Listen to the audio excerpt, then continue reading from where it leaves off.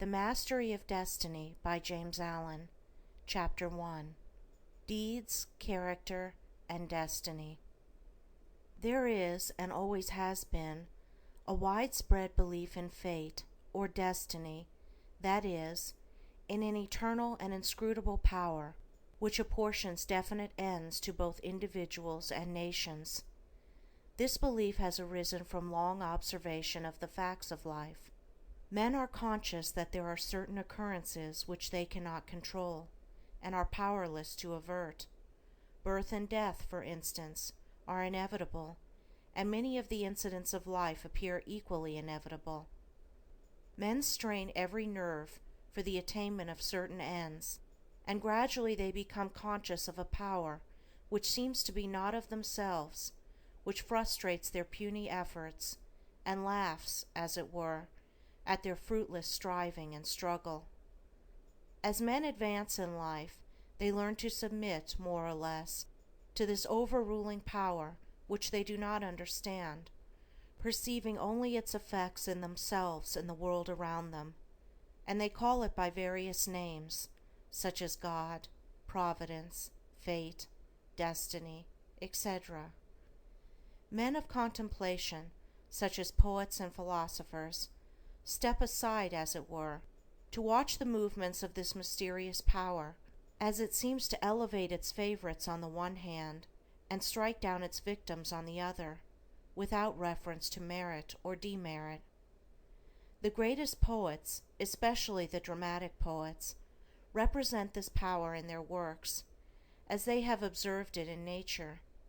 The Greek and Roman dramatists usually depict their heroes as having foreknowledge of their fate, and taking means to escape it, but by so doing they blindly involve themselves in a series of consequences which bring about the doom they are trying to avert. Shakespeare's characters, on the other hand, are represented, as in nature, with no foreknowledge, except in the form of presentiment, of their particular destiny. Thus, according to the poets, whether the man knows his fate or not, he cannot avert it, and every conscious or unconscious act of his is a step towards it. Omar Khayyam's moving finger is a vivid expression of this idea of fate. The moving finger writes, and having writ, moves on, nor all thy piety nor wit shall lure it back to cancel half a line, nor all thy tears wash out a word of it. Thus men in all nations and times have experienced in their lives the action of this invincible power or law, and in our nation today this experience has been crystallized in the terse proverb, "Man proposes, God disposes." But contradictory as it may appear, there is an equally widespread belief in man's responsibility as a free agent. All moral teaching is an affirmation of man's freedom to choose his course and mold his destiny, and man's patient and untiring efforts in achieving his ends are declarations of consciousness of freedom and power. This dual experience of fate on the one hand and freedom on the other has given rise to the interminable controversy between the believers in fatalism and the upholders of free will, a controversy which was recently revived under the term determinism versus free will. Between apparently conflicting extremes, there is always a middle way of balance, justice, or compensation, which, while it includes both extremes, cannot be said to be either one or the other, and brings both into harmony, and this middle way is the point of contact between two extremes. Truth cannot be a partisan, but by its nature is the reconciler of extremes, and so in the matter which we are considering, there is a golden mean which brings fate and free will into close relationship, wherein, indeed, it is seen that these two indisputable facts in human life, for such they are but two aspects of one central law, one unifying and all-embracing principle, namely, the law of causation in its moral aspect. Moral causation necessitates both fate and free will, both individual responsibility and individual predestination, for the law of causes must also be the law of effects, and cause and effect must always be equal.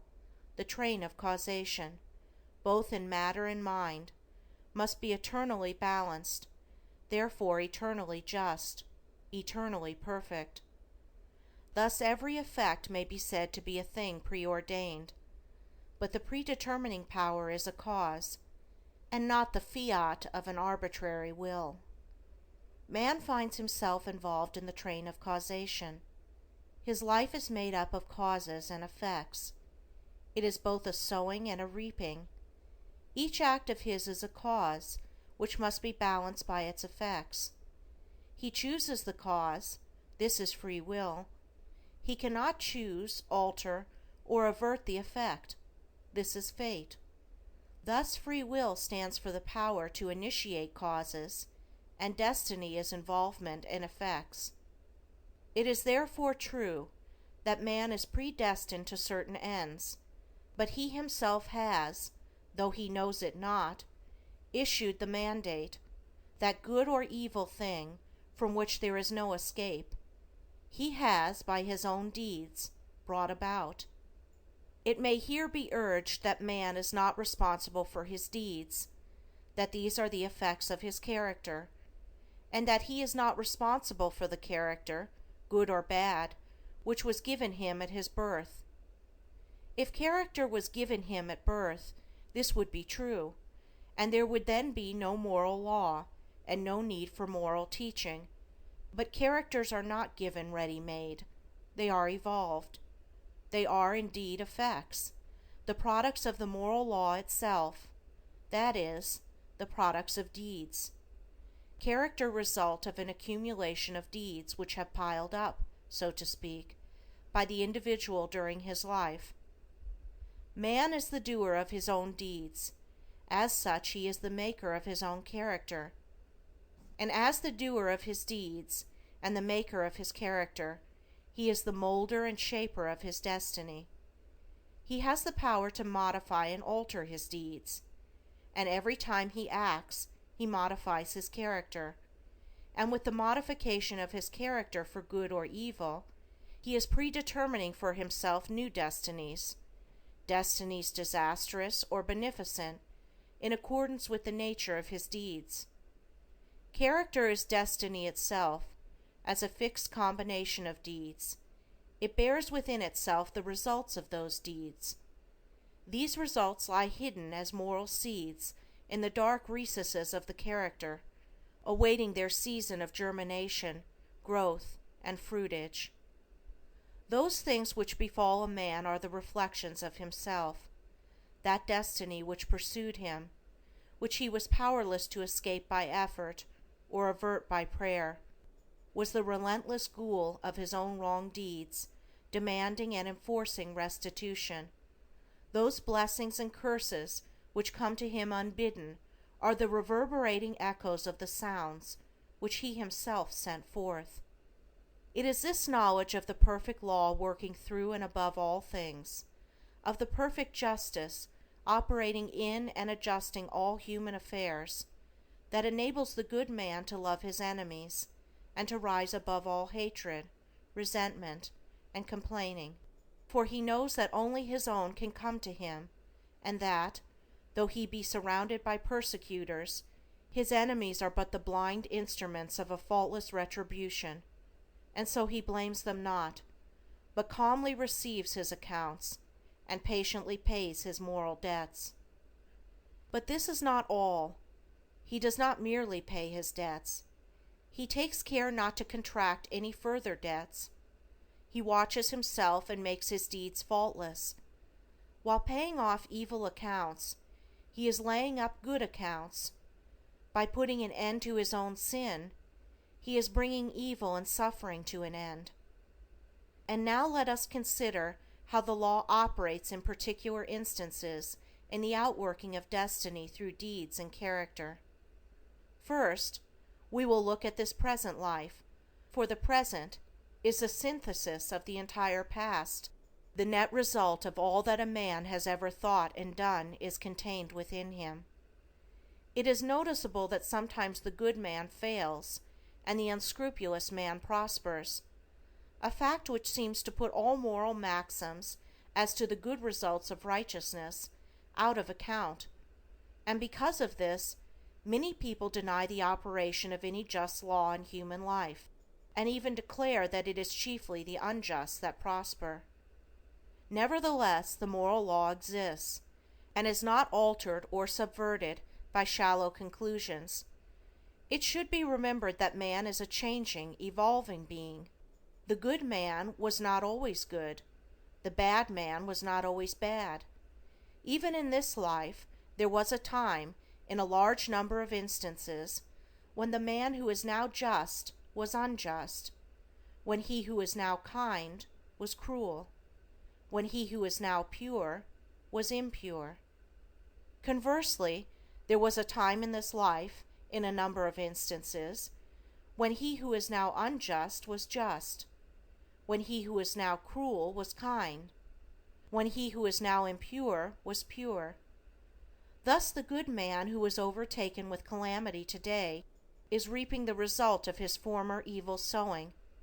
Later he will reap the happy result of his present good sowing, while the bad man is now reaping the result of his former good sowing. Later he will reap the result of his present sowing of bad. Characteristics are fixed habits of mind, the results of deeds.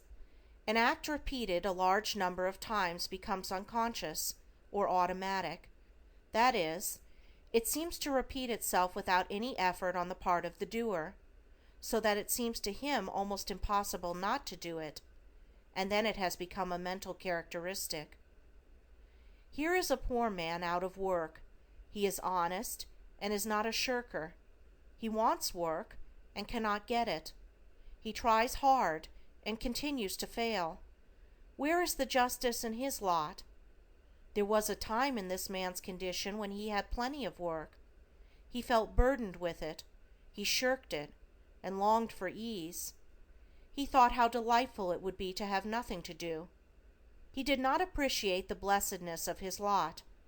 His desire for ease is now gratified, but the fruit for which he longed, and which he thought would taste so sweet, has turned to ashes in his mouth. The condition which he aimed for, namely, to have nothing to do, he has reached, and there he is compelled to remain till his lesson is thoroughly learned.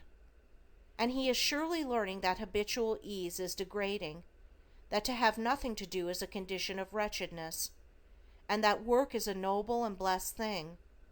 His former desires and deeds have brought him where he is, and now his present desire for work, his ceaseless searching and asking for it, will just as surely bring about its own beneficent result. No longer desiring idleness, his present condition will, as an effect, the cause of which is no longer propagated, soon pass away, and he will obtain employment. And if his whole mind is now set on work, and he desires it above all else, then when it comes, he will be overwhelmed with it. It will flow into him from all sides, and he will prosper in his industry. Then, if he does not understand the law of cause and effect in human life, he will wonder why work comes to him apparently unsought, while others who seek it strenuously fail to obtain it. Nothing comes unbidden. Where the shadow is, there also is the substance. That which comes to the individual is the product of his own deeds. As cheerful industry leads to greater industry and increasing prosperity, and labor shirked or undertaken discontentedly leads to a lesser degree of labor and decreasing prosperity, so with all the varied conditions of life as we see them. They are the destinies wrought by the thoughts and deeds of each particular individual. So also with the vast variety of characters. They are the ripening and ripened fruit of the sowing of deeds. As the individual reaps what he sows, so the nation, being a community of individuals, reaps also what it sows. Nations become great when their leaders are just men. They fall and fade when their just men pass away. Those who are in power set an example, good or bad, for the entire nation. Great will be the peace and prosperity of a nation when there shall arise within it a line of statesmen who, having first established themselves in a lofty integrity of character, shall direct the energies of the nation toward the culture of virtue and development of character, knowing that only through personal industry, integrity, and nobility can national prosperity proceed. Still, above all, is the great law, calmly and with infallible justice, meting out to mortals their fleeting destinies, tear-stained or smiling, the fabric of their hands. Life is a great school for the development of character, and all, through strife and struggle, vice and virtue, success and failure, are slowly but surely learning the lessons of wisdom. Chapter 2. The Science of Self-Control. We live in a scientific age. Men of science are numbered by thousands, and they are ceaselessly searching, analyzing, and experimenting with a view to discovery and the increase of knowledge. The shelves of our libraries, both public and private, are heavy with their load of imposing volumes on scientific subjects, and the wonderful achievements of modern science are always before us, whether in our homes or in our streets, in country or town, on land or sea. There shall we have before us some marvelous device, some recent accomplishment of science, for adding to our comfort, increasing our speed, or saving the labor of our hands. Yet with all our vast store of scientific knowledge, and its startling and rapidly increasing results in the world of discovery and invention, there is, in this age, one branch of science which has so far fallen into decay as to have become almost forgotten, a science, nevertheless, which is of greater importance than all the other sciences combined, and without which all science would but subserve the ends of selfishness and aid in man's destruction. I refer to the science of self-control. Our modern scientists study the elements and forces which are outside themselves, with the object of controlling and utilizing them. The ancients studied the elements and forces which were within themselves, with a view to controlling and utilizing them, and the ancients produced such mighty masters of knowledge in this direction, that to this day they are held in reverence as gods, and the vast religious organizations of the world are based upon their achievements. Wonderful as are the forces in nature, they are vastly inferior to that combination of intelligent forces which comprise the mind of man, and which dominate and direct the blind mechanical forces of nature. Therefore it follows that, to understand, control, and direct the inner forces of passion, desire, will, and intellect, is to be in possession of the destinies of men and nations. As in ordinary science, there are, in this divine science, degrees of attainment, and a man is great in knowledge, great in himself, and great in his influence on the world, in the measure that he is great in self-control. He who understands and dominates the forces of external nature is the natural scientist, but he who understands and dominates the internal forces of the mind is the divine scientist, and the laws which operate in gaining a knowledge of external appearances operate also in gathering a knowledge of internal varieties. A man cannot become an accomplished scientist in a few weeks or months, nay, not even in a few years, but only after many years of painstaking investigation can he speak with authority, and be ranked among the masters of science.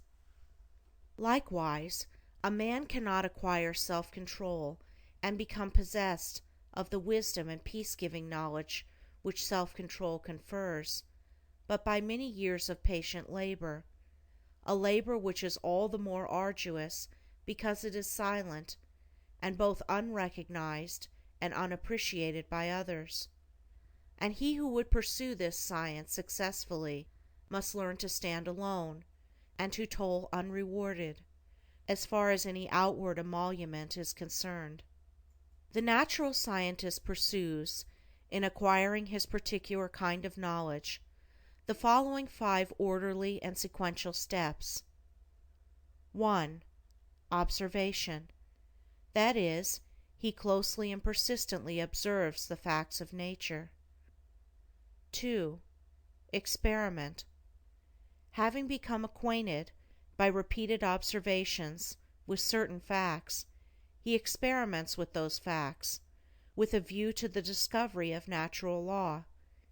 He puts his facts through rigid processes of analysis, and so finds out what is useless and what of value, and he rejects the former and retains the latter. 3. Classification. Having accumulated and verified a mass of facts by numberless observations and experiments, he commences to classify those facts, to arrange them in orderly groups, with the object of discovering some underlying law, some hidden and unifying principle, which governs, regulates, and binds together these facts. 4. Deduction. Thus he passes on to the 4th step of deduction. From the facts and results which are before him, he discovers certain invariable modes of action, and thus reveals the hidden law of things. 5. Knowledge. Having proven and established certain laws, it may be said of such a man that he knows. He is a scientist, a man of knowledge. But the attainment of scientific knowledge is not the end, great as it is. Men do not attain knowledge for themselves alone, nor to keep it locked secretly in their hearts like a beautiful jewel in a dark chest. The end of such knowledge is use, service, the increase of the comfort and happiness of the world. Thus, when a man has become a scientist, he gives the world the benefit of his knowledge, and unselfishly bestows upon mankind the results of all his labors. Thus, beyond knowledge, there is a further step of use, that is, the right and unselfish use of the knowledge acquired, the application of knowledge to invention for the common weal. It will be noted that the 5 steps or processes enumerated follow in orderly succession, and that no man can become a scientist who omits any one of them. Without the 1st step of systematic observation, for instance, he could not even enter the realm of knowledge of nature's secrets.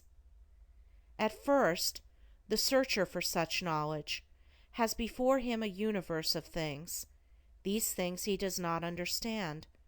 Many of them, indeed, seem to be irreconcilably opposed one to the other, and there is apparent confusion, but by patiently and laboriously pursuing these 5 processes, he discovers the order, nature, and essence of things, perceives the central law or laws which bind them together in harmonious relationship, and so puts an end to confusion and ignorance.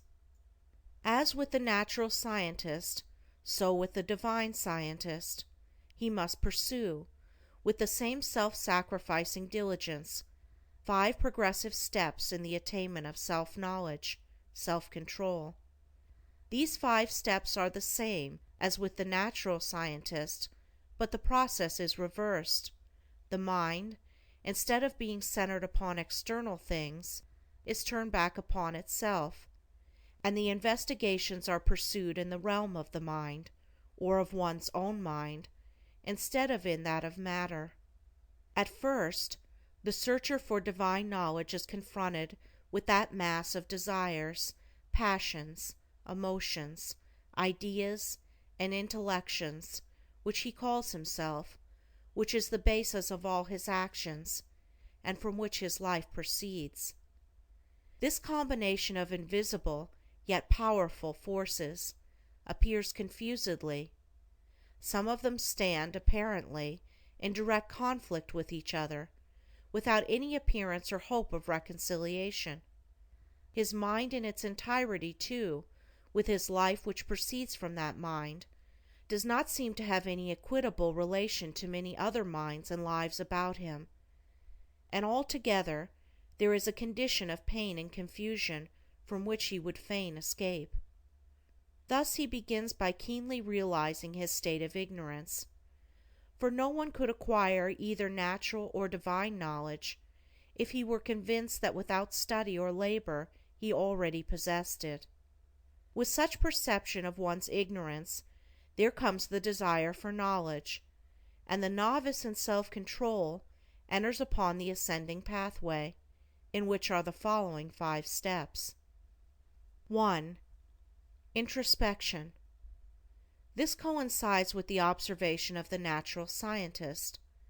The mental eye is turned like a searchlight upon the inner things of the mind, and its subtle and ever-varying processes are observed and carefully noted.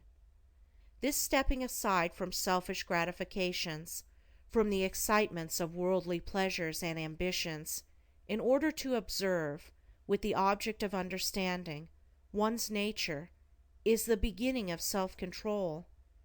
Hitherto, the man has been blindly and impotently borne along by the impulses of his nature, the mere creature of things and circumstances, but now he puts a check upon his impulses, and instead of being controlled, begins to control.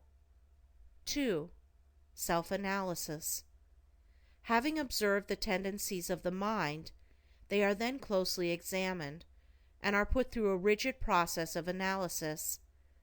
The evil tendencies, those that produce painful effects, are separated from the good tendencies, those that produce peaceful effects, and the various tendencies, with the particular actions they produce, and the definite results which invariably spring from these actions, are gradually grasped by the understanding, which is at last enabled to follow them in their swift and subtle interplay and profound ramifications.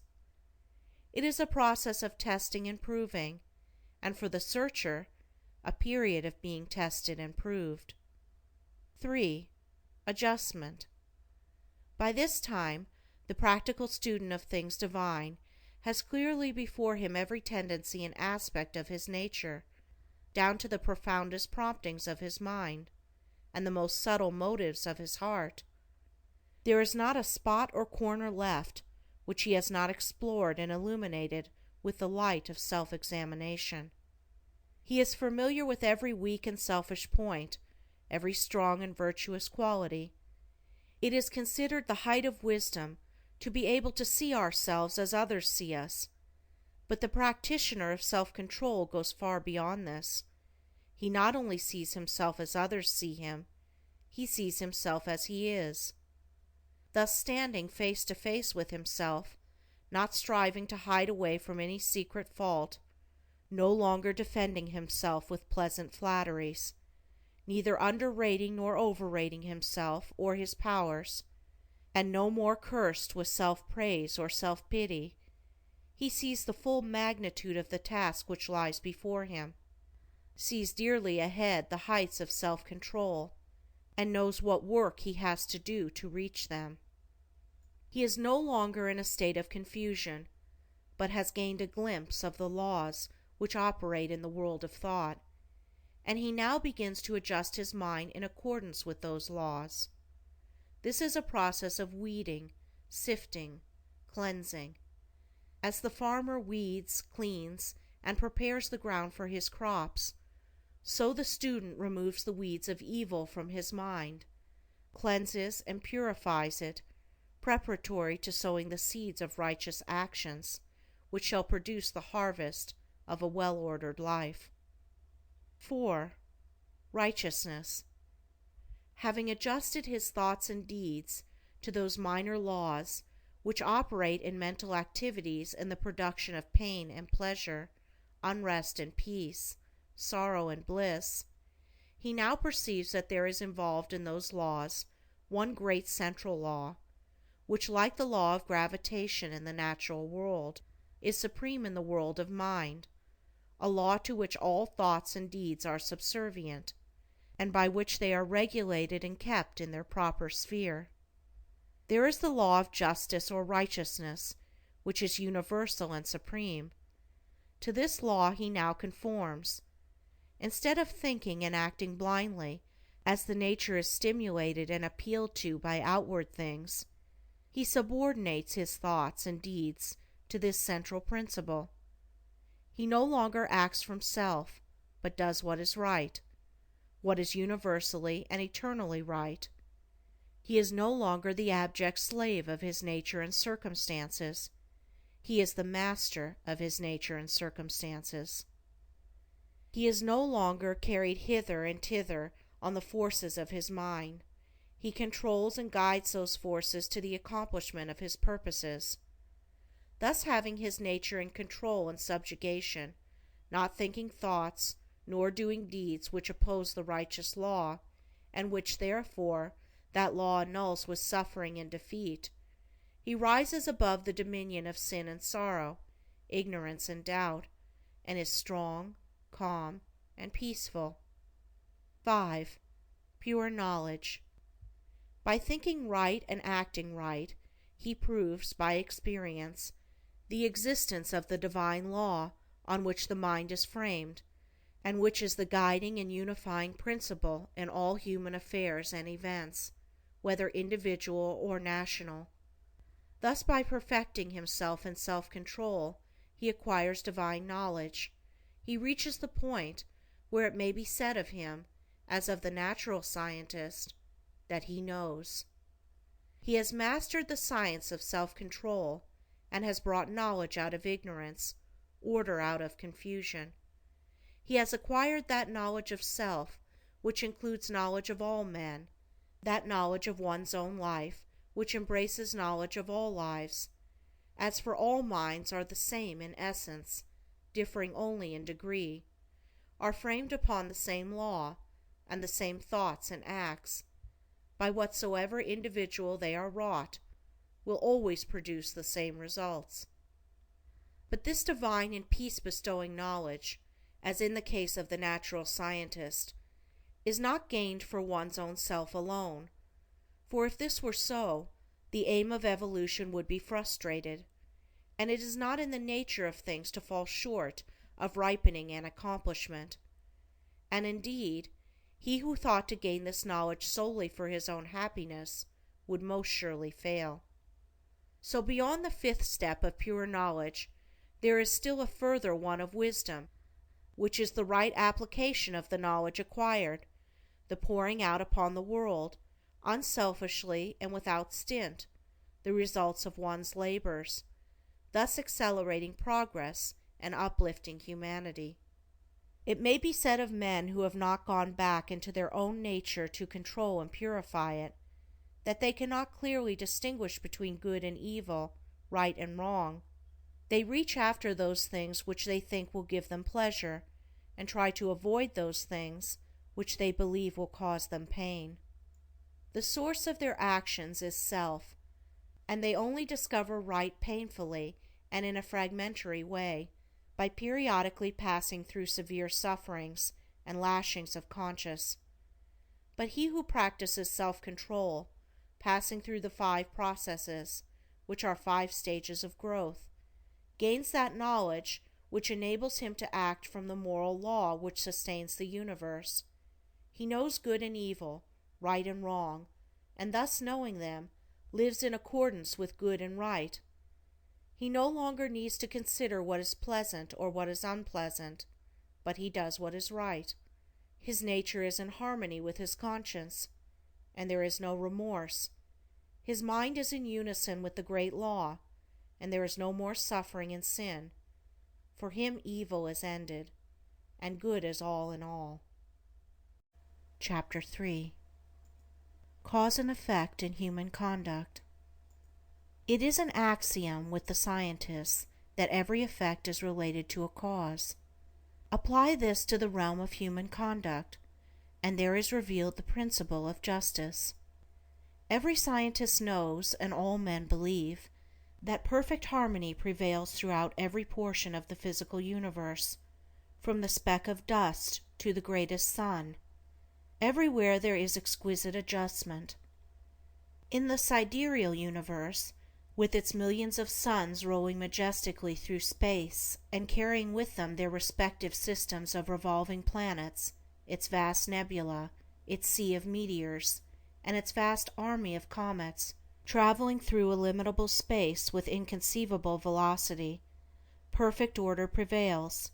And again, in the natural world, with its multitudinous aspects of life, and its infinite variety of forms, there are the clearly defined limits of specific laws, through the operation of which all confusion is avoided, and unity and harmony eternally obtain. If this universal harmony could be arbitrarily broken, even in one small particular, the universe would cease to be.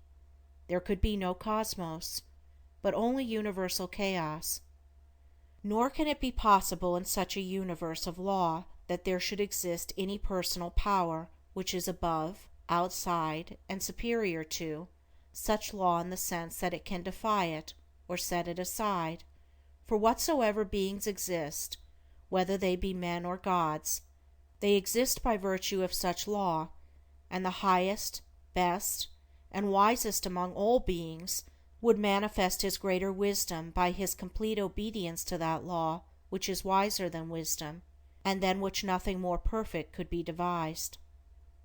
All things, whether visible or invisible, are subservient to, and fall within the scope of, this infinite and eternal law of causation.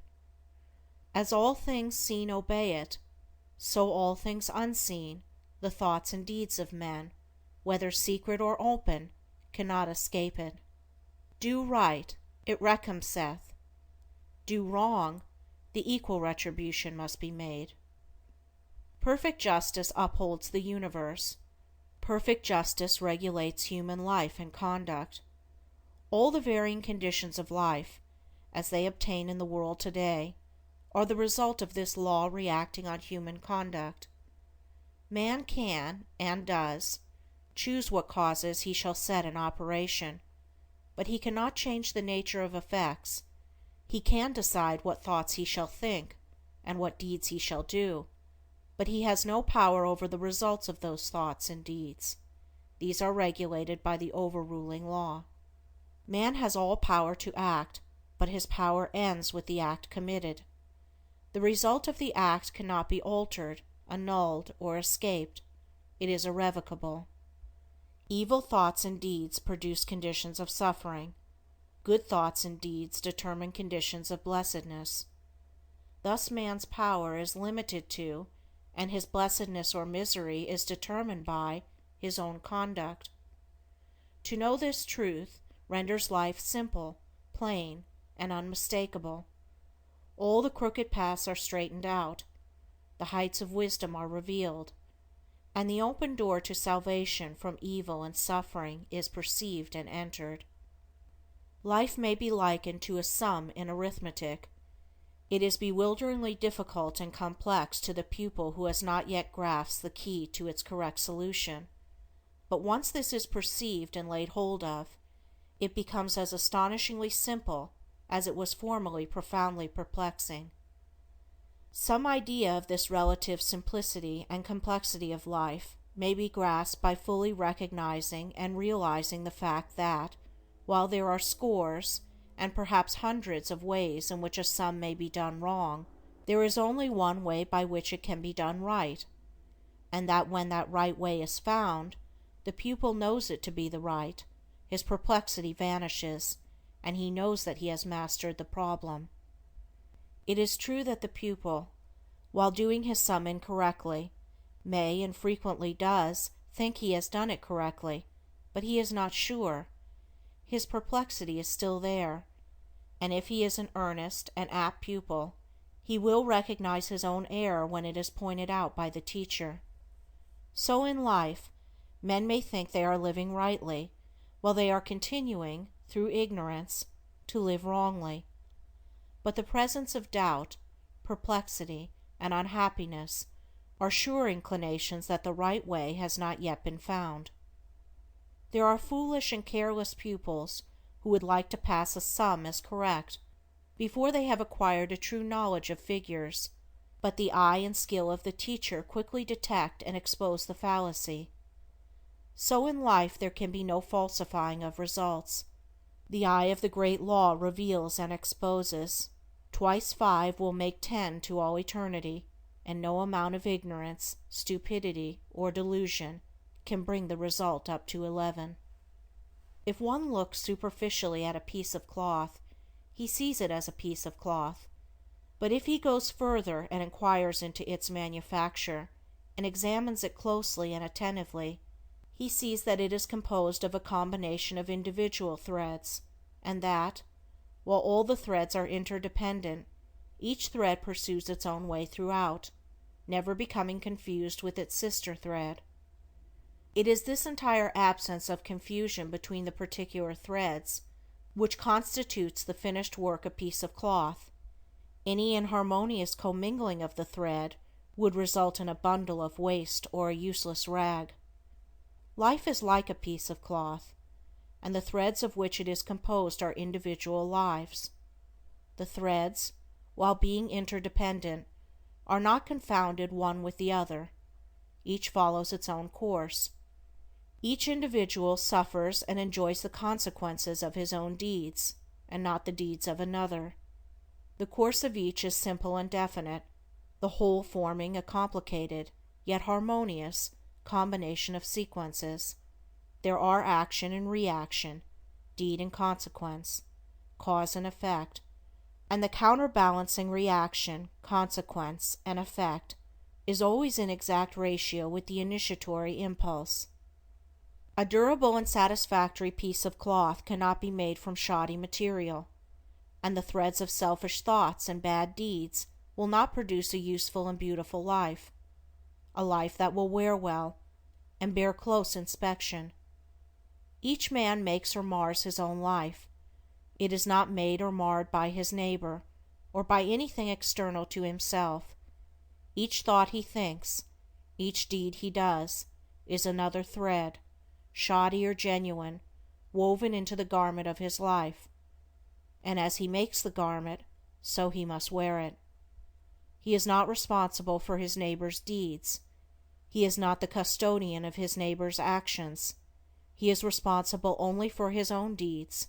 He is the custodian of his own actions. The problem of evil subsists in a man's own evil deeds, and it is solved when those deeds are purified. Says Rousseau, "Man, seek no longer the origin of evil. Thou thyself art its origin." Effect can never be divorced from cause. It can never be of a different nature from cause. Emerson says, "Justice is not postponed. A perfect equity adjusts the balance in all parts of life." And there is a profound sense in which cause and effect are simultaneous, and form one perfect whole. Thus upon the instant that a man thinks, say, a cruel thought, or does a cruel deed, that same instant he has injured his own mind. He is not the same man he was the previous instant. He is a little viler and a little more unhappy, and a number of such successive thoughts and deeds would produce a cruel and wretched man. The same thing applies to the contrary, the thinking of a kind thought, or doing a kind deed. An immediate nobility and happiness attend it. The man is better than he was before, and a number of such deeds would produce a great and blissful soul. Thus individual human conduct determines, by the faultless law of cause and effect, individual merit or demerit, individual greatness or meanness, individual happiness or wretchedness. What a man thinks, that he does. What he does, that he is. If he is perplexed, unhappy, restless, or wretched, let him look to himself, for there and nowhere else is the source of all his trouble. Chapter 4. Training of the Will. Without strength of mind, nothing worthy of accomplishment can be done, and the cultivation of that steadfastness and stability of character which is commonly called willpower is one of the foremost duties of man, for its possession is essentially necessary both to his temporal and eternal well-being. Fixedness of purpose is at the root of all successful efforts, whether in things worldly or spiritual, and without it man cannot be otherwise than wretched, and dependent upon others for that support which should be found within himself. The mystery which has been thrown around the subject of cultivation of the will, for those who advertise to sell occult advice on the matter for so many dollars, should be avoided and dispelled, for nothing could be further removed from secrecy and mystery than the practical methods by which alone strength of will can be developed. The true path of will cultivation is only to be found in the common everyday life of the individual, and so obvious and simple is it that the majority, looking for something complicated and mysterious, pass it by unnoticed. A little logical thought will soon convince a man that he cannot be both weak and strong at the same time, that he cannot develop a stronger will while remaining a slave to weak indulgences, and that therefore the direct and only way to that greater strength is to assail and conquer his weaknesses. All the means for that cultivation of the will are already at hand in the mind and life of the individual. They reside in the weak side of his character, by attacking and vanquishing which the necessary strength of will be developed. He who has succeeded in grasping this simple preliminary truth will perceive that the whole science of will cultivation is embodied in the following 7 rules. 1. Break off bad habits. 2. Form good habits. 3. Give scrupulous attention to the duty of the present moment. 4. Do vigorously and at once whatever has to be done. 5. Live by rule. 6. Control the tongue. 7. Control the mind.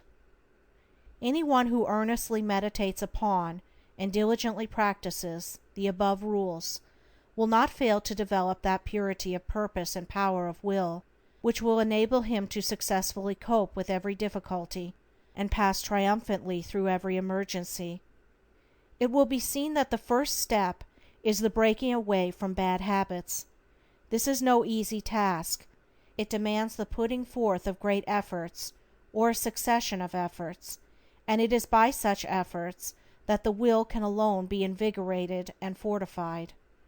If one refuses to take the first step, he cannot increase in will power, for by submitting to a bad habit, because of the immediate pleasure which it affords, one forfeits the right to rule over himself, and is so far a weak slave.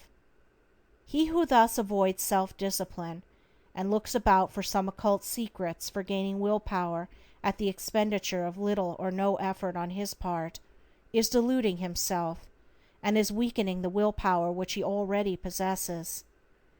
The increased strength of will which is gained by success in overcoming bad habits enables one to initiate good habits, for while the conquering of a bad habit requires merely strength of purpose, the forming of a new one necessitates the intelligent direction of purpose.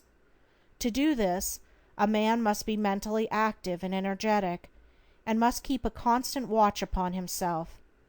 As a man succeeds in perfecting himself in the second rule, it will not be very difficult for him to observe the third, that of giving scrupulous attention to the duty of the present moment. Thoroughness is a step in the development of the will which cannot be passed over. Slipshod work is an indication of weakness. Perfection should be aimed at, even in the smallest task. By not dividing the mind, but giving the whole attention to each separate task as it presents itself, singleness of purpose and intense concentration of mind are gradually gained, 2 mental powers which give weight and worth of character, and bring repose and joy to their possessor. The 4th rule, that of doing vigorously, and at once, whatever has to be done, is equally important. Idleness and a strong will cannot go together, and procrastination is a total barrier to the acquisition of purposeful action. Nothing should be put off until another time, not even for a few minutes. That which ought to be done now should be done now. This seems a little thing, but it is of far-reaching importance. It leads to strength, success, and peace. The man who is to manifest a cultivated will must also live by certain fixed rules. He must not blindly gratify his passions and impulses, but must school them to obedience. He should live according to principle, and not according to passion. He should decide what he will eat and drink and wear, and what he will not eat and drink and wear, how many meals per day he will have, and at what times he will have them, at what time he will go to bed, and at what time he will get up. He should make rules for the right government of his conduct in every department of his life, and should religiously adhere to them. To live loosely and indiscriminately, eating and drinking and sensually indulging at the beck and call of appetite and inclination, is to be a mere animal, and not a man with will and reason. The beast in man must be scourged and disciplined and brought into subjugation, and this can only be done by training the mind and life on certain fixed rules of right conduct. The saint attains to holiness by not violating his vows, and the man who lives according to good and fixed rules is strong to accomplish his purpose. The sixth rule, that of controlling the tongue, must be practiced until one has perfect command of his speech, so that he utters nothing in peevishness, anger, irritability, or with evil intent. The man of strong will does not allow his tongue to run thoughtlessly and without check. All these 6 rules, if faithfully practiced, will lead up to the 7th, which is the most important of them all, namely, rightly controlling the mind.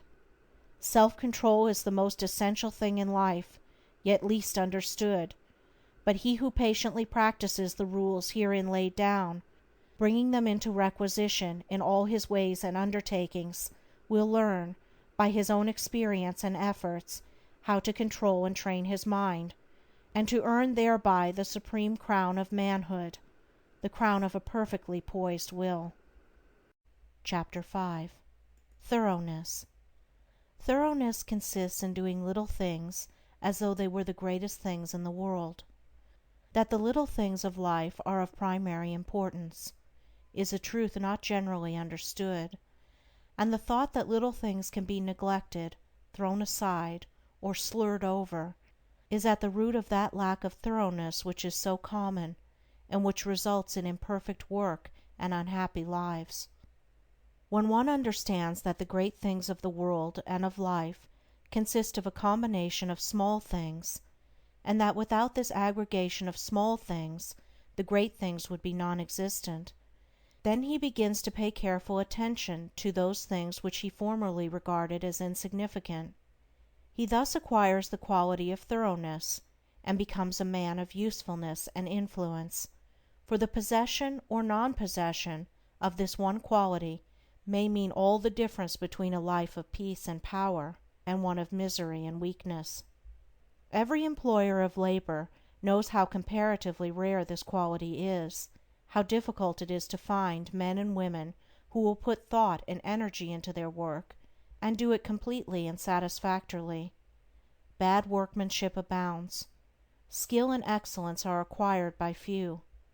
Thoughtlessness, carelessness, and laziness are such common vices that it should cease to appear strange that in spite of social reform the ranks of the unemployed should continue to swell, for those who scamp their work today will another day, in the hour of deep necessity, look and ask for work in vain. The law of survival of the fittest is not based on cruelty, it is based on justice. It is one aspect of that divine equity which everywhere prevails. Vice is beaten with many stripes. If it were not so, how could virtue be developed? The thoughtless and lazy cannot take precedence of, or stand equally with, the thoughtful and industrious. A friend of mine tells me that his father gave all his children the following piece of advice: "Whatever your future work may be, put your whole mind upon it and do it thoroughly. You need then have no fear as to your welfare, for there are so many who are careless and negligent that the service of the thorough man are always in demand." I know those who have, for years, tried in almost vain to secure competent workmanship in spheres which do not require exceptional skill, but which call chiefly for forethought, energy, and conscientious care. They have discharged one after another for negligence, laziness, incompetence, and persistent breaches of duty, not to mention other vices which have no bearing on this subject. Yet the vast army of the unemployed continues to cry out against the laws, against society, and against Heaven. The cause of this common lack of thoroughness is not far to seek. It lies in that thirst for pleasure which not only creates a distaste for steady labor, but renders one incapable of doing the best work, and of properly fulfilling one's duty. A short time ago a case came under my observation, one of many such, of a poor woman who was given, at her earnest appeal, a responsible and lucrative position. She had been at her post only a few days when she began to talk of the pleasure trips she was going to have now she had come to that place. She was discharged at the end of a month for negligence and incompetence. As two objects cannot occupy the same space at the same time, so the mind that is occupied with pleasure cannot also be concentrated upon the perfect performance of duty. Pleasure has its own place in time, but its consideration should not be allowed to enter the mind during those hours which should be devoted to duty. Those who, while engaged in their worldly task, are continually dwelling upon anticipated pleasures, cannot do otherwise than bungle through their work, or even neglect it when their pleasure seems to be at stake. Thoroughness is completeness, perfection. It means doing a thing so well that there is nothing left to be desired. It means doing one's work, if not better than anyone else can do it, at least not worse than the best that others do. It means the exercise of much thought, the putting forth of great energy, the persistent application of the mind to its task, and the cultivation of patience, perseverance, and a high sense of duty.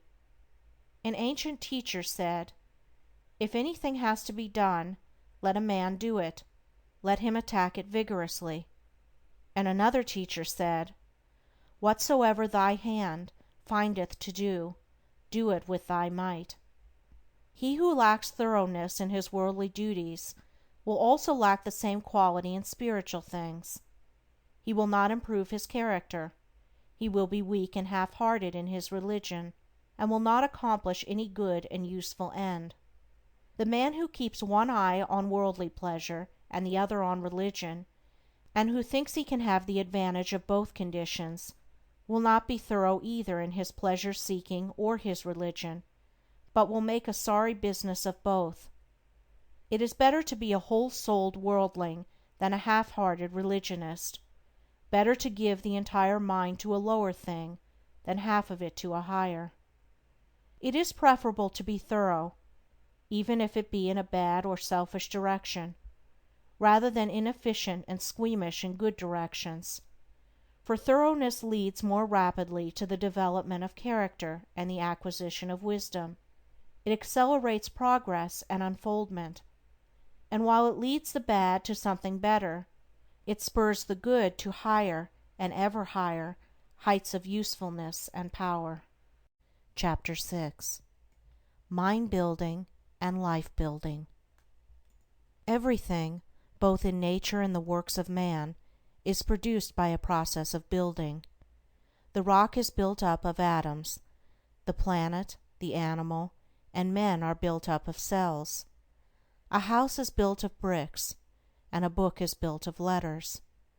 A world is composed of a large number of forms, and a city of a large number of houses.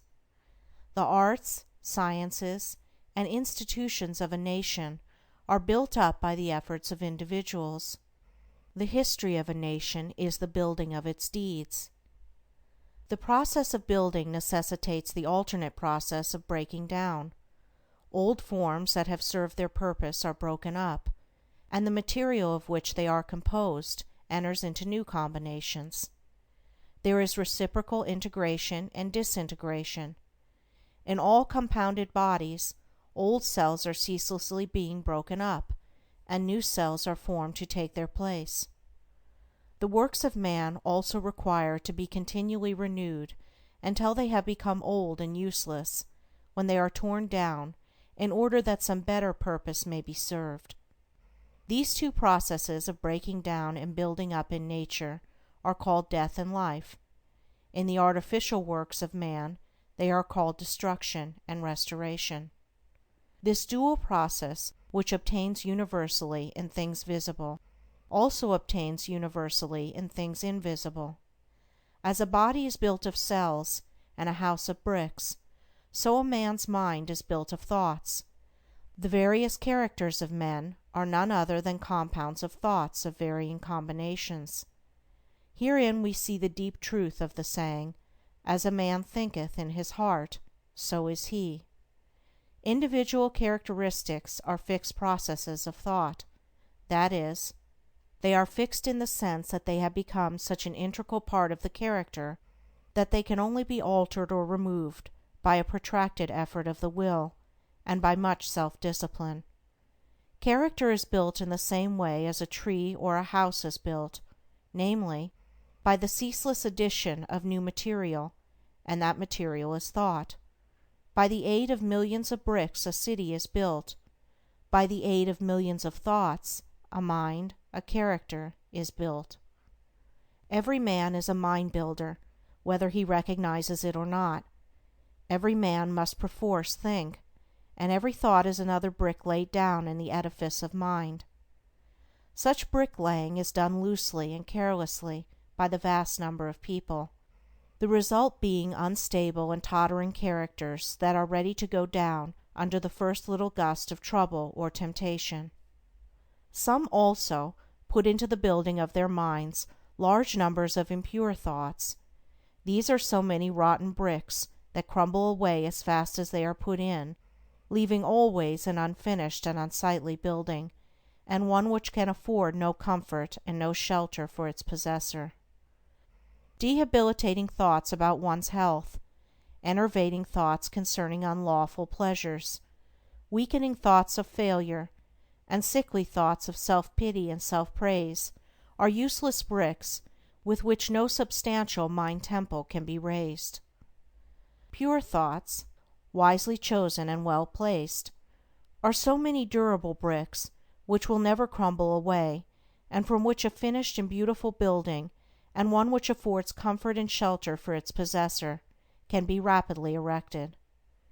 Bracing thoughts of strength, of confidence, of duty, inspiring thoughts of a large, free, unfettered, and unselfish life, are useful bricks with which a substantial mind temple can be raised, and the building of such a temple necessitates that old and useless habits of thought be broken down and destroyed. Build thee more stately mansions, O my soul, as the swift seasons roll. Each man is the builder of himself. If he is the occupant of a jerry-built hovel of a mind that lets in the rains of many troubles, and through which blow the keen winds of oft reoccurring disappointments, let him get to work to build a more noble mansion, which will afford him better protection against those mental elements. Trying to weakly shift the responsibility for his jerry-building onto the devil, or his forefathers, or anything or anybody but himself, will neither add to his comfort nor help him to build a better habitation. When he wakes up to a sense of his responsibility and the approximate estimate of his power, then he will commence to build like a true workman, and will produce a symmetrical and finished character that will endure and be cherished by posterity, and which, while affording a never-failing protection for himself, will continue to give shelter to many a struggling one when he has passed away. The whole visible universe is framed on a few mathematical principles. All the wonderful works of man in the material world have been brought about by the rigid observance of a few underlying principles. And all that there is to the making of a successful, happy, and beautiful life is the knowledge and application of a few simple root principles. If a man is to erect a building that is to resist the fiercest storms, he must build it on a simple mathematical principle, or law, such as the square or the circle. If he ignores this, his edifice will topple down even before it is finished. Likewise, if a man is to build up a successful, strong, and exemplary life, a life that will stoutly resist the fiercest storms of adversity and temptation, it must be framed on a few simple, undeviating moral principles. 4 of these principles are justice, rectitude, sincerity, and kindness. These 4 ethical truths are to the making of a life what the 4 lines of a square are to the building of a house. If a man ignores them, and thinks to obtain success and happiness and peace by injustice, trickery, and selfishness, he is in the position of a builder who imagines he can build a strong and durable habitation while ignoring the relative arrangement of mathematical lines, and he will, in the end, obtain only disappointment and failure. He may, for a time, make money, which will delude him into believing that injustice and dishonesty pay well, but in reality his life is so weak and unstable that it is ready at any moment to fall, and when a critical period comes, as come it must, his affairs, his reputation, and his riches crumble to ruins, and he is buried in his own desolation. It is totally impossible for a man to achieve a truly successful and happy life who ignores the 4 moral principles enumerated, whilst the man who scrupulously observes them in all his dealings can no more fail of success and blessedness than the earth can fail of the light and the warmth of the sun, so long as it keeps to its lawful orbit, for he is working in harmony with the fundamental laws of the universe. He is building his life on a basis which cannot be altered or overthrown, and therefore all that he does will be so strong and durable, and all the parts of his life will be so coherent, harmonious, and firmly knit, that it cannot possibly be brought to ruin.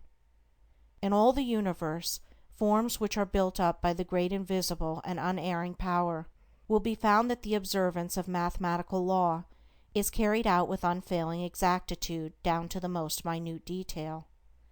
The microscope reveals the fact that the infinitely small is as perfect as the infinitely great. A snowflake is as perfect as a star. Likewise, in the erection of a building by man, the strictest attention must be paid to every detail. A foundation must first be laid, and although it is to be buried and hidden, it must receive the greatest care, and be made stronger than any other part of the building. Then stone upon stone, brick upon brick, is carefully laid with the aid of the plumb line, until at last the building stands complete in its durability, strength, and beauty. Even so it is with the life of a man. He who would have a life secure and blessed, a life freed from the miseries and failures to which so many fall victims, must carry the practice of the moral principles into every detail of his life, into every momentary duty and trivial transaction. In every little thing he need be thorough and honest, neglecting nothing.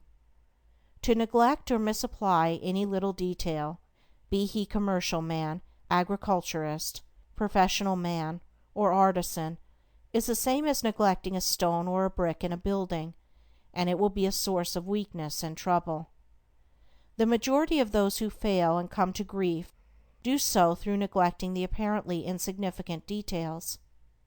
It is a common error to suppose that little things can be passed by, and that the greater things are more important, and should receive all attention, but a cursory glance at the universe, as well as a little serious reflection on life, will teach the lesson that nothing great can exist which is not made up of small details, and in the composition of which every detail is perfect.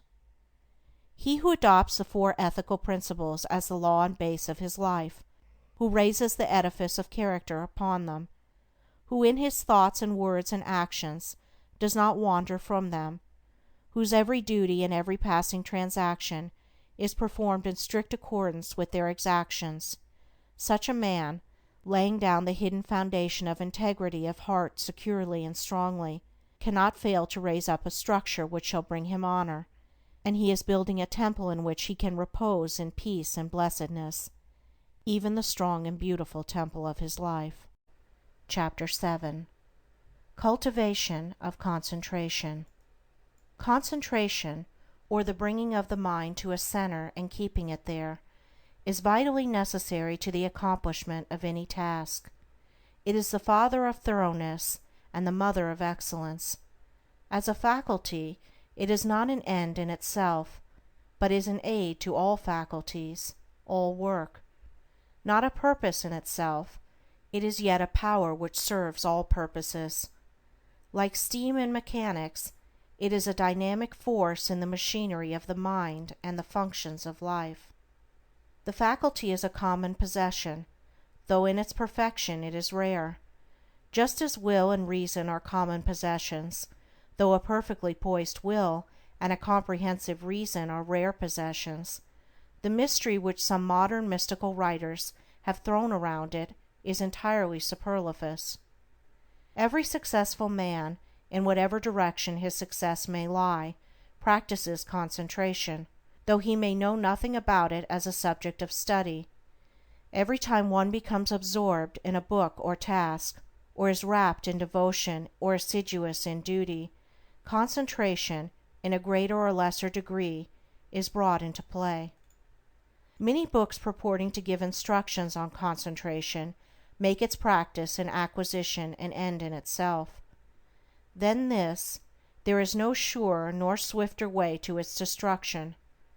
The fixing of the eye upon the tip of the nose, upon a doorknob, a picture, a mystical symbol, or the portrait of a saint, or the centering of the mind upon the navel, the pineal gland, or some imaginary point in space, I have seen all these methods seriously advised in works on this subject, with the object of acquiring concentration, is like trying to nourish the body by merely moving the jaws in the act of eating, without taking food. Such methods prevent the end at which they aim. They lead towards dispersion and not concentration, towards weakness and imbecility rather than towards power and intelligence. I have met those who have squandered, by these practices, what measure of concentration they at first possessed, and have become the prey of a weak and wandering mind. Concentration is an aid to the doing of something, it is not the doing of something in itself. A ladder has no divine knowledge, or the sweeping of a floor, without resorting to methods which have no practical bearing in life, for what is concentration but the bringing of a well-controlled mind to the doing of that which has to be done? He who does his work in an aimless or hurried or thoughtless manner, and resorts to his artificial concentration methods, to his doorknob, his picture, or nasal extremity, in order to gain that which he imagines to be some kind of mystical power, but which is a very ordinary and practical quality, though he may drift towards insanity, and I knew one man who became insane by these practices, he will not increase in steadiness of mind. The great enemy of concentration, and therefore of all skill and power, is a wavering, wandering, undisciplined value in and of itself, but only in so far as it enables us to reach something which we could not otherwise reach. In like manner, concentration is that which enables the mind to accomplish with ease that which it would be otherwise impossible to accomplish, but of itself it is a dead thing, and not a living accomplishment. Concentration is so interwoven with the uses of life that it cannot be separated from duty, and he who tries to acquire it apart from his task, his duty, will not only fail, but will diminish, and not increase, his mental control and executive capacity, and so render himself less and less fit to succeed in his undertakings. A scattered and undisciplined army would be useless. To make it effective in action and swift in victory, it must be solidly concentrated and masterfully directed. Scattered and diffuse thoughts are weak and worthless. Thoughts marshaled, commanded, and directed upon at a given point are invincible. Confusion, doubt, and difficulty give way before their masterly approach. Concentrated thought enters largely into all successes and informs all victories. There is no more secret about its acquirement than about any other acquisition, for it is governed by the underlying principle of all development, namely, practice. To be able to do a thing, you must begin to do it, and keep on doing it until the thing is mastered. This principle prevails universally, in all arts, sciences, trades, in all learning, conduct, religion. To be able to paint, one must paint. To know how to use a tool skillfully, he must use the tool. To become learned, he must learn. To become wise, he must do wise things. And to successfully concentrate his mind, he must concentrate it. But the doing is not all, it must be done with energy and intelligence. The beginning of concentration, then, is to go to your daily task and put your mind on it, bringing all your intelligence and mental energy to a focus upon that which has to be done. And every time the thoughts are found wandering aimlessly away, they should be brought promptly back to the thing in hand. Thus the center upon which you are to bring your mind to a point is not your pineal gland or a point in space, but the work which you are doing every day, and your object in thus concentrating is to be able to do your work with smooth rapidity and consummate skill. For until you can thus do your work, you have not gained any degree of control over the mind, you have not acquired the power of concentration. This powerful focusing of one's thought and energy and will upon the doing of things is difficult at first, as everything worth acquiring is difficult, but daily efforts, strenuously made and patiently followed up, will soon lead to such a measure of self-control as will enable one to bring a strong and penetrating mind to bear upon any work undertaken, a mind that will quickly comprehend all the details of the work, and dispose of them with accuracy and dispatch.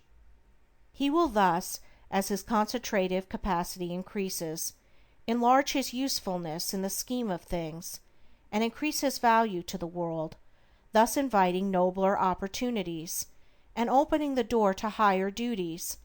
He will also experience the joy of a wider and fuller life. In the process of concentration there are the four following stages: 1.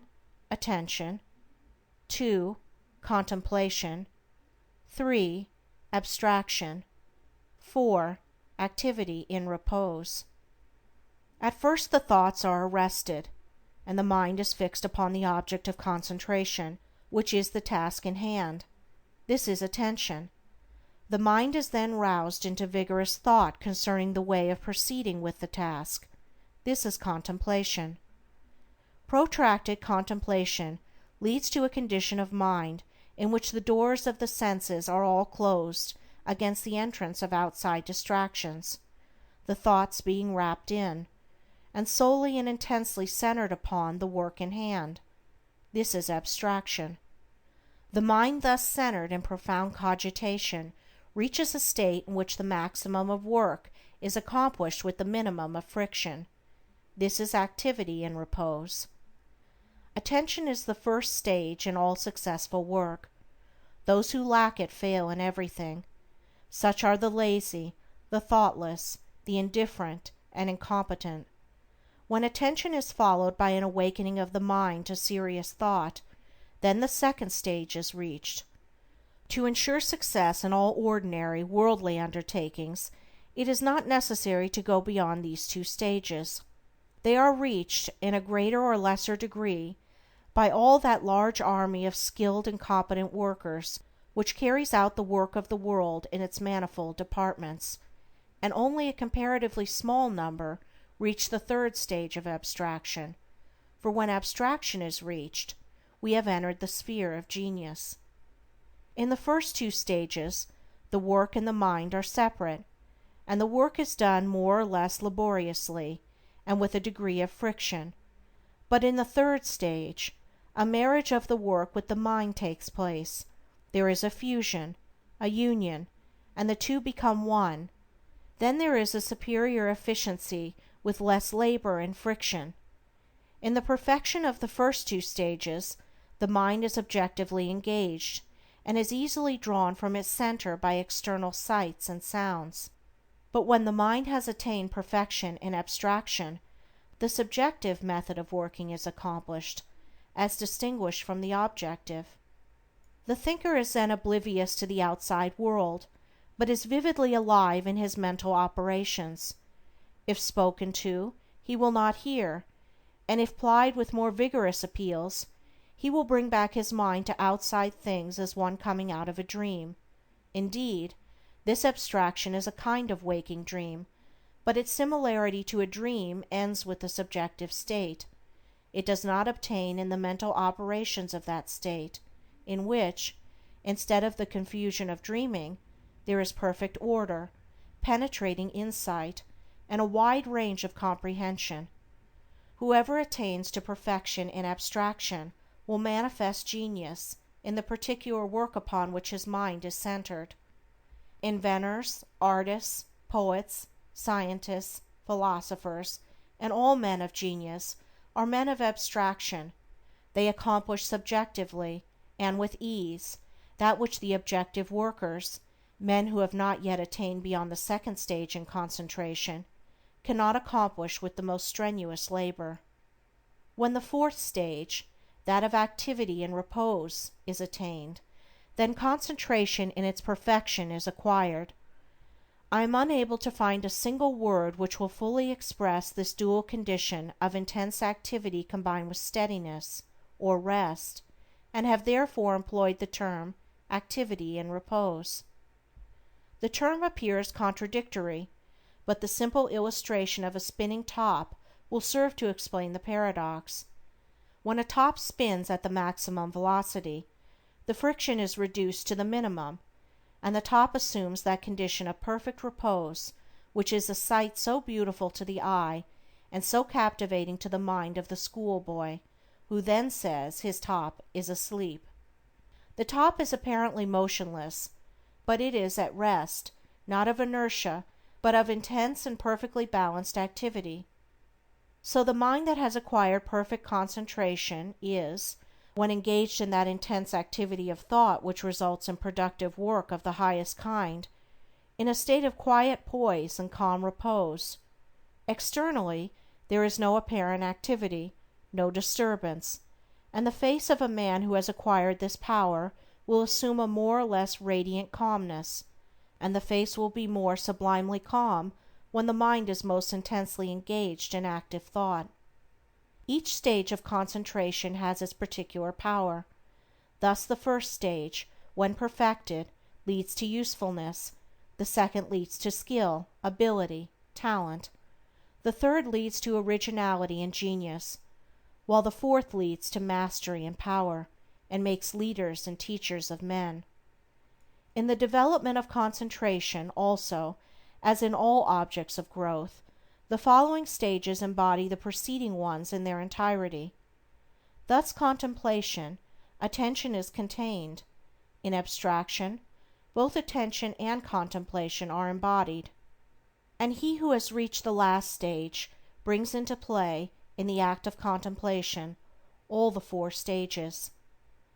He who has perfected himself in concentration is able, at any moment, to bring his thoughts to a point upon any matter, and to search into it with the strong light of an active comprehension. He can both take a thing up and lay it down with equal deliberation. He has learned how to use his thinking faculties to fixed purposes, and guide them towards definite ends. He is an intelligent doer of things, and not a weak wanderer amid chaotic thought. Decision, energy, alertness, as well as deliberation, judgment, and gravity, accompany the habit of concentration, and that vigorous mental training which its cultivation involves. leads through an ever-increasing usefulness and success in worldly occupations towards that higher form of concentration called meditation, in which the mind becomes divinely illumined and acquires the heavenly knowledge. Chapter 8. Practice of Meditation.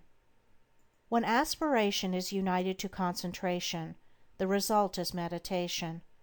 When a man intensely desires to reach and realize a higher, purer, and more radiant life than the merely worldly and pleasure-loving life, he engages in aspiration, and when he earnestly concentrates his thoughts upon the finding of that life, he practices meditation. Without intense aspiration there can be no meditation. Lethargy and indifference are fatal to its practice. The more intense the nature of a man, the more readily will he find meditation, and the more successfully will he practice it. A fiery nature will most rapidly scale the heights of truth in meditation, when its aspirations have become sufficiently awakened. Concentration is necessary to worldly success. Meditation is necessary to spiritual success. Worldly skill and knowledge are acquired by concentration. Spiritual skill and knowledge are acquired by meditation. By concentration a man can scale the highest heights of genius, but he cannot scale the heavenly heights of truth. To accomplish this, he must meditate. By concentration a man may acquire the wonderful comprehension and vast power of a Caesar. By meditation he may reach the divine wisdom and perfect peace of a Buddha. The perfection of concentration is power. The perfection of meditation is wisdom. By concentration men acquire skill in the doing of things of life, in science, art, trade, etc. But by meditation they acquire skill in life itself, in right living, enlightenment, wisdom, etc. Saints, sages, saviors, wise men and divine teachers are the finished products of holy meditation. The 4 stages in concentration are brought into play in meditation, the difference between the 2 powers being one of direction and not of nature. Meditation is therefore spiritual concentration, the bringing of the mind to a focus in its search for the divine knowledge, the divine life, the intense dwelling, in thought, on truth. Thus a man aspires to know and realize, above all things else, the truth. He then gives attention to conduct, to life, to self-purification. Giving attention to these things, he passes into serious contemplation of the facts, problems, and mystery of life. Thus contemplating, he comes to love truth so fully and intensely as to become wholly absorbed in it. The mind is drawn away from its wanderings in a multitude of desires, and solving one by one the problems of life, realizes that profound union with truth which is the state of abstraction, and thus absorbed in truth there is that balance and poise of character, that divine action and repose, which is the abiding calm and peace of an emancipated and enlightened mind. Meditation is more difficult to practice than concentration, because it involves a much more severe self-discipline than that which obtains in concentration.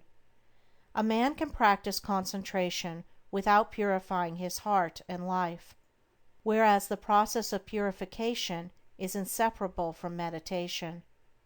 The object of meditation is divine enlightenment, the attainment of truth, and is therefore interwoven with practical purity and righteousness.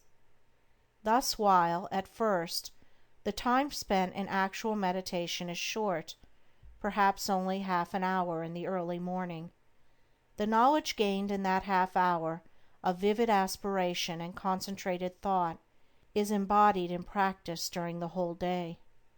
In meditation, therefore, the entire life of a man is involved, and as he advances in its practice he becomes more and more fitted to perform the duties of life in the circumstances in which he may be placed, for he becomes stronger, holier, calmer, and wiser. The principle of meditation is twofold, namely, 1. Purification of the heart by repetitive thoughts on pure things. 2. Attainment of divine knowledge by embodying such purity in practical life. Man is a thought being, and his life and character are determined by the thoughts in which he habitually dwells. By practice, association, and habit, thoughts tend to repeat themselves with greater and greater ease and frequency, and so fix the character in a given direction by producing that automatic action which is called habit. By daily dwelling upon pure thoughts, the man of meditation forms the habit of pure and enlightened thinking, which leads to pure and enlightened actions and well-performed duties. By the ceaseless repetition of pure thoughts, he at last becomes one with those thoughts, and is a purified being, manifesting his attainment in pure actions, in a serene and wise life. The majority of men live in a series of conflicting desires, passions, emotions, and speculations, and there are restlessness, uncertainty, and sorrow. But when a man begins to train his mind in meditation, he gradually gains control over this inward conflict by bringing his thoughts to a focus upon a central principle. In this way the old habits of impure and erroneous thought and action are broken up, and the new habits of pure and enlightened thought and action are formed. The man becomes more and more reconciled to truth, and there is increasing harmony and insight, a growing perfection and peace. A powerful and lofty aspiration towards truth is always accompanied with a keen sense of the sorrow and brevity and mystery of life, and until this condition of mind is reached, meditation is impossible. Merely musing, or whiling away the time in idle dreaming, habits to which the word meditation is frequently applied, are very far removed from meditation in the lofty spiritual sense which we attach to that condition. It is easy to mistake reverie for meditation. This is a fatal error which must be avoided by one striving to meditate. The two must not be confounded. Reverie is a loose dreaming into which a man falls. Meditation is a strong, purposeful thinking into which a man rises. Reverie is easy and pleasurable. Meditation is at first difficult and irksome. Reverie thrives in indolence and luxury. Meditation arises from strenuousness and discipline. Reverie is first alluring, then sensuous, and then sensual. Meditation is first forbidding, then profitable, and then peaceful. Reverie is dangerous. It undermines self-control. Meditation is protective. It establishes self-control. There are certain signs by which one can know whether he is engaging in reverie or meditation. The indications of reverie are: 1. A desire to avoid exertion. 2. A desire to experience the pleasures of dreaming. 3. An increasing distaste for one's worldly duties. 4. A desire to shirk one's worldly responsibilities. 5. Fear of consequences. 6. A wish to get money with as little effort as possible. 7. Lack of self-control. The indications of meditation are: 1. Increase of both physical and mental energy. 2. A strenuous striving after wisdom. 3. A decrease of irksomeness in the performance of duty. 4. A fixed determination to faithfully fulfill all worldly responsibilities. 5. Freedom from fear. 6. Indifference to riches. 7. Possession of self-control.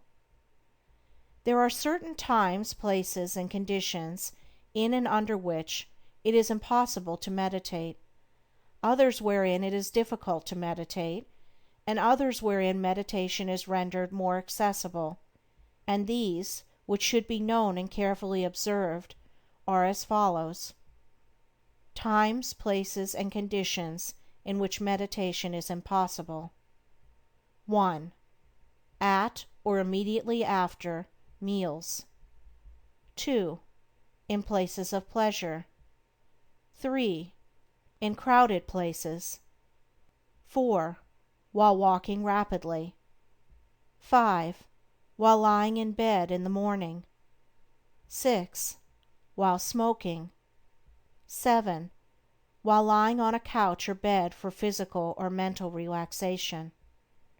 Times, places, and conditions in which meditation is difficult. 1. At night. 2. In a luxuriously furnished room. 3. While sitting on a soft, yielding seat. 4. While wearing gay clothing. 5. When in company. 6. When the body is weary. 7. If the body is given too much food. Times, places, and conditions in which it is best to meditate. 1. Very early in the morning. 2. Immediately before meals. 3. In solitude. 4. In the open air or in a plainly furnished room. 5. While sitting on a hard seat. 6. When the body is strong and vigorous. 7. When the body is modestly and plainly clothed. It will be seen by the foregoing instructions that ease, luxury, and indulgence, which induce reverie, render meditation difficult, and when strongly pronounced, make it impossible, while strenuousness, discipline, and self-denial, which dispel reverie, make meditation comparatively easy. The body, too, should be neither overfed nor starved, neither in rags nor flauntingly clothed. It should not be tired, but should be at its highest point of energy and strength, as the holding of the mind to a concentrated train of subtle and lofty thought requires a high degree of both physical and mental energy. Aspiration can often best be aroused and the mind renewed in meditation by the mental repetition of a lofty precept, a beautiful sentence or verse of poetry. Indeed, the mind that is ready for meditation will instinctively adopt this principle. Mere mechanical repetition is worthless, and even a hindrance. The words repeated must be so applicable to one's own condition that they are dwelt upon lovingly and with concentrated devotion. In this way, aspiration and concentration harmoniously combine to produce, without undue strain, the state of meditation. All the conditions above stated are of the utmost importance in the early stages of meditation, and should be carefully noted and duly observed by all who are striving to acquire the practice, and those who faithfully follow the instructions, and who strive and persevere, will not fail to gather in due season, the harvest of purity, wisdom, bliss, and peace, and will surely eat of the sweet fruits of holy meditation. Chapter 9. The Power of Purpose. Dispersion is weakness, concentration is power. Destruction is a scattering, preservation a uniting process. Things are useful and thoughts are powerful in the measure that their parts are strongly and intelligently concentrated. Purpose is highly concentrated thought. All the mental energies are directed to the attainment of an object, and obstacles which intervene between the thinker and the object are, one after another, broken down and overcome. Purpose is the keystone in the temple of achievement. It binds and holds together in complete whole that which would otherwise lie scattered and useless. Empty whims, ephemeral fancies, vague desires, and half-hearted resolutions have no place in purpose. In the sustained determination to accomplish, there is an invincible power which swallows up all inferior considerations, and marches direct to victory. All successful men are men of purpose. They hold fast to an idea, a project, a plan, and will not let it go. They cherish it, brood upon it, tend and develop it, and when assailed by difficulties, they refuse to be beguiled into surrender. Indeed, the intensity of the purpose increases with the growing magnitude of the obstacles encountered.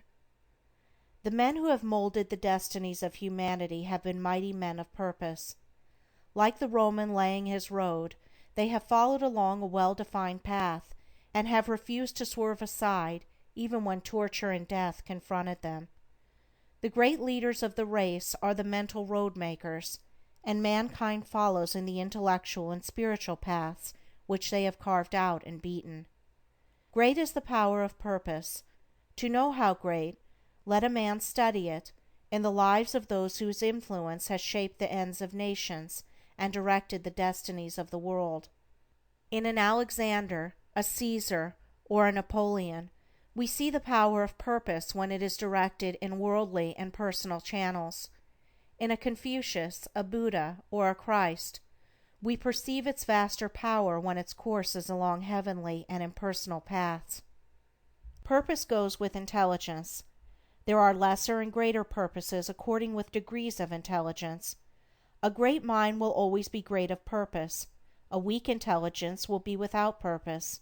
A drifting mind argues a measure of undevelopment. What can resist an unshakable purpose? What can stand against it or turn it aside? Inert matter yields to a living force, and circumstance succumbs to the power of purpose. Truly the man of unlawful purpose will, in achieving his ends, destroy himself, but the man of good and lawful purpose cannot fail. It only needs that he daily renew the fire and energy of his fixed resolve, to consummate his object. The weak man, who grieves because he is misunderstood, will not greatly achieve. The vain man, who steps aside from his resolve in order to please others and gain their approbation, will not highly achieve. The double-minded man, who thinks to compromise his purpose, will fail. The man of fixed purpose who, whether misunderstandings and foul accusations, or flatteries and fair promises, rain upon him, does not yield a fraction of his resolve, is the man of excellence and achievement, of success, greatness, power. Hindrances stimulate the man of purpose. Difficulties nerve him to renewed exertion. Mistakes, losses, pains do not subdue him, and failures are steps in the ladder of success, for he is ever conscious of the certainty of final achievement.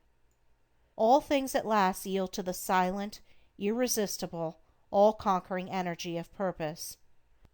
Out of the night that covers me, black as the pit from pole to pole, I thank whatever gods may be for my unconquerable soul.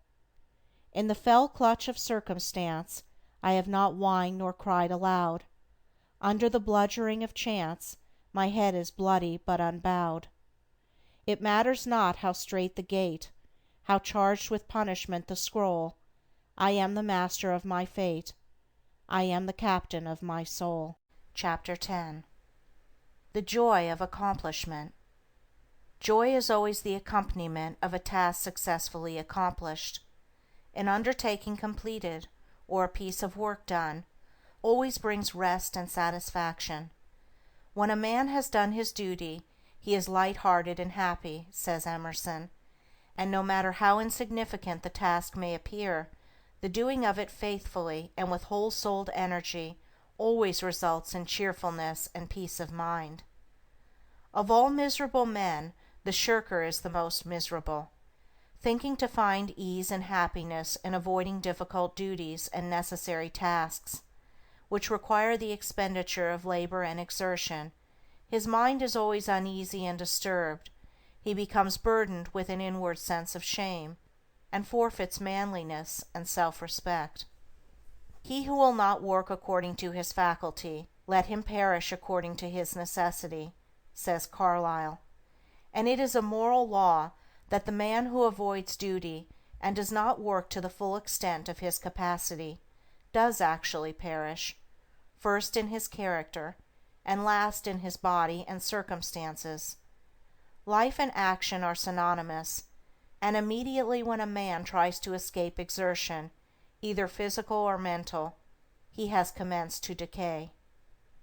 On the other hand, the energetic increase in life by the full exercise of their powers, by overcoming difficulties, and by bringing to completion tasks which called for the strenuous use of mind or muscle.